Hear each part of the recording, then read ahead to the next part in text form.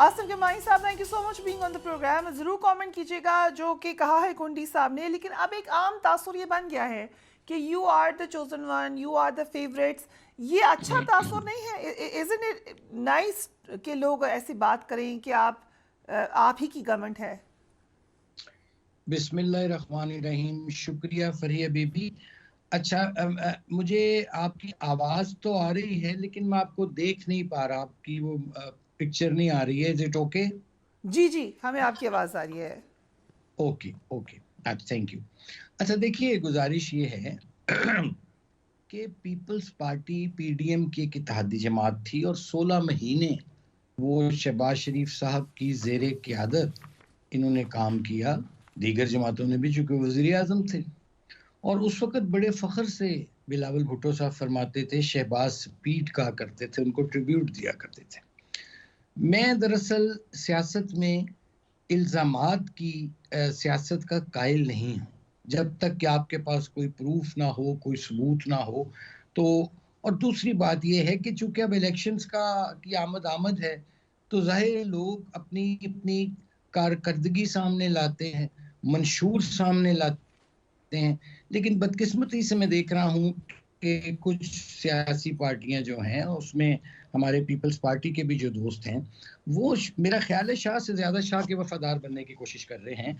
और जहाँ तक इनके ये जो इल्ज़ामात की बात है, मैं समझता हूँ कि देखिए, किसी पर भी इल्ज़ाम लगाने से पहले अपना कम से कम, उनको जो शीशे के घर में बैठे होते हैं लोग, उनको दूसरों को पत्थर नहीं मारने चाहिए।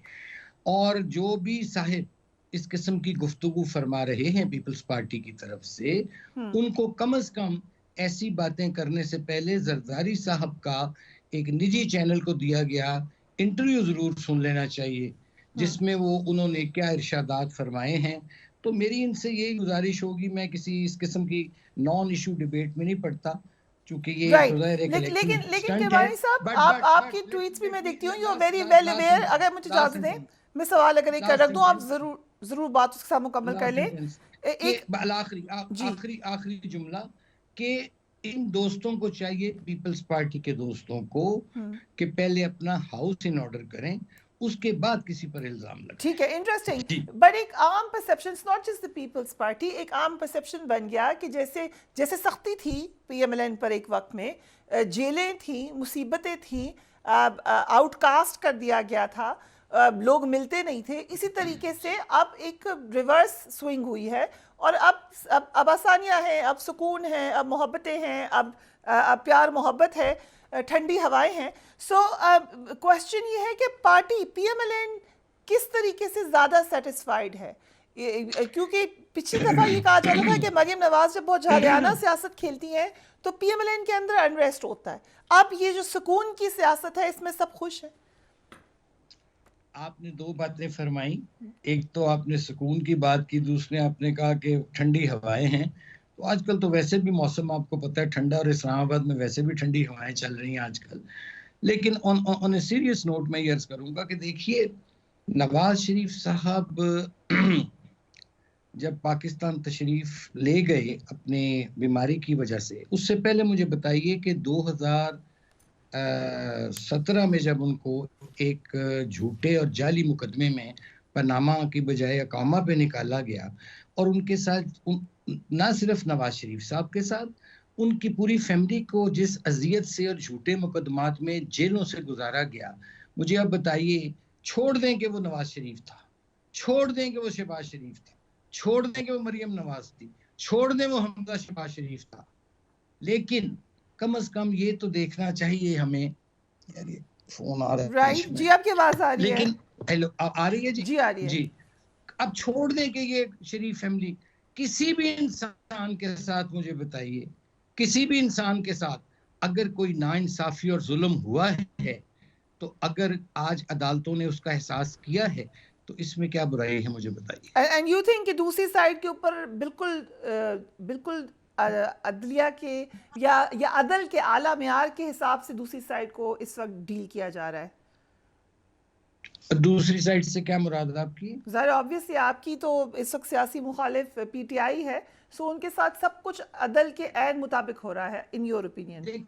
देखिए, मैं उसमें चूंकि ये मुकदमात सब जुडिस मैटर हैं, लेकिन मैं उस पर सिर्फ एक अर्ज करना चाहूँगा कि जो पीटीआई ने कारकर्दगी उनकी एक तरफ रख दें, 3.5 साल क्या 4 साल कारकर्दगी की, वो भी अवाम के सामने है। क्या क्या उनके स्कैंडल्स आए वो भी सबको मालूम है, तोशा खाना से लेकर और उसके बाद ये अल कादर करप्शन केस और भी दीगर चीज़ें जौन सी थी आई। लेकिन ये जो सानेहा 9 मई हुआ, जिस पर पाकिस्तान पर, रियासत पाकिस्तान पर, पाक फौज पर शोहदा के की बेहुरमती की गई, और जिस तरह ये एक मैं तो बगावत कहूँगा कराने की कोशिश की गई, ये तो मोदी नहीं कर सकता, नरेंद्र मोदी, जो इन्होंने किया। अब जाहिर है सानिया 9 मई में जो किरदार थे मुलविस, डायरेक्टली और इनडायरेक्टली, राइट। अब जाहिर है वो कानून का सामना करें, और ठीक। अगर वो बेगुनाह हैं तो वो क्लियर हो जाएंगे, और ओके। अगर वो बेगुनाह नहीं हैं तो जाहिर है फिर उनको कानून के मुताबिक जो भी है उसके मुताबिक उनसे सलूक किया जाएगा। तो हमें कोई ऐसा इशू नहीं है। ये the matter is between the courts and the PTI leadership जो सी जिम्मेदार थी 9 मई की। मैं तो यहां तक कहता हूं कि जो सानेहा 9 मई के जिम्मेदारान थे डायरेक्टली और इनडायरेक्टली, उनको माइनस करके पीटीआई को इजाजत होनी चाहिए इलेक्शन में हिस्सा लेने की। उनके वो उम्मीदवार, उनके वो लीडर हजरात जो सानेहा 9 मई में मुलव्विस नहीं हैं, उनको इलेक्शन लड़ने की इजाजत होनी चाहिए। राइट। Okay, interesting. जब से नवाज शरीफ साहब वापस आए हैं, आपकी मुलाकात हुई है उनसे?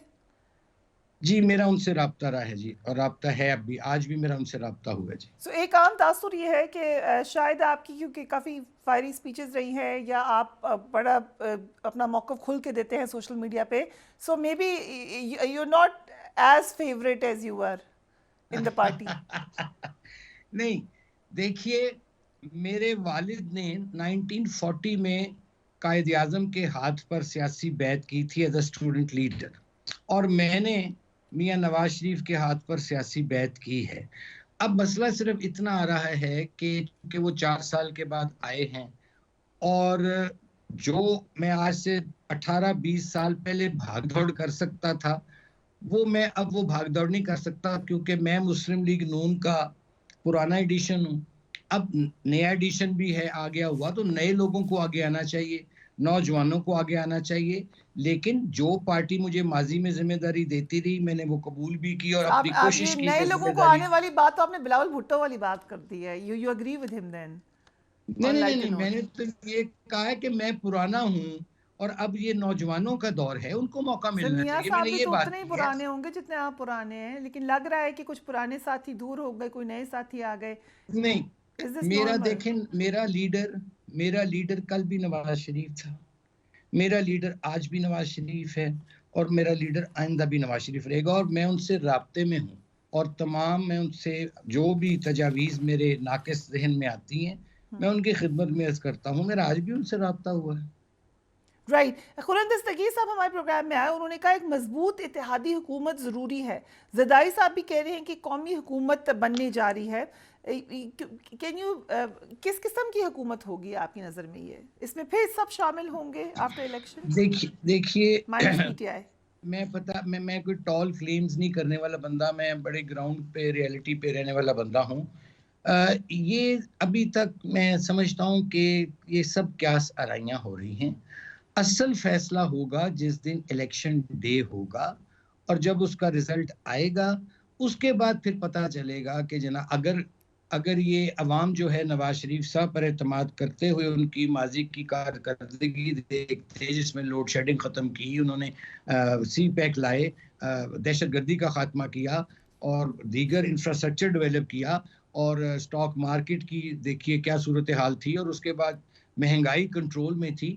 तो अगर तो नवाज शरीफ साहब की कारकर्दगी की बुनियाद पर अवाम उनको दोबारा चौथी दफ़ा खिदमत का मौका देते हैं, तो फिर इंशाल्लाह ताला मुस्लिम लीग नून हुकूमत भी बनाएगी।